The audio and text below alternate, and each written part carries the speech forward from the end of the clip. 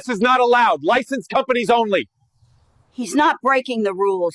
He's giving me back the sunlight. The shouting started before I had even finished the first section of trimming. The HOA officer walked briskly across the lawn, clipboard under his arm, phone already raised to record. His voice was sharp and carried over the sound of the trimmer. This is unauthorized landscaping. You can't do this unless you're a licensed company. Stop immediately, or both you and the homeowner will be fined. My heart pounded, but I kept my feet steady on the grass, gripping the trimmer tightly. Behind me, Mrs. Walker, a frail widow in her late 70s, sat in a wheelchair on the porch. Her husband had passed just months earlier, and grief still shadowed her face. The hedge around her yard had grown wild, casting darkness over her windows. And the HOA had already sent a violation notice: trim it back, or pay a fine she could not afford. She had whispered to me earlier, "I just want to see the sun again."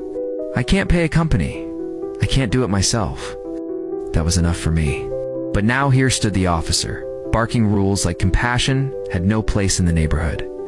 "Only certified contractors are authorized," he repeated, waving his phone. "You're breaking community standards."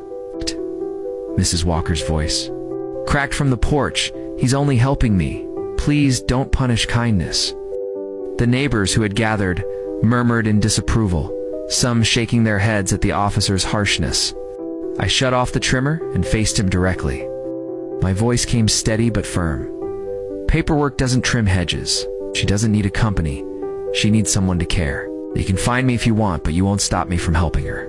For a long second, the officer froze, caught between the words on his clipboard and the eyes of the community watching him.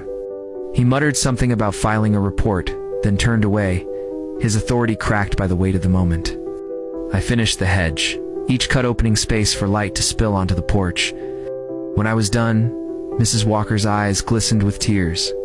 She reached for my hand and whispered, "You didn't just clear the hedge, you cleared the heaviness from my heart." That night, I realized rules may shape a neighborhood, but only compassion makes it worth living in. What do you think? Should helping a grieving widow really require a license? Share your feelings in the comments.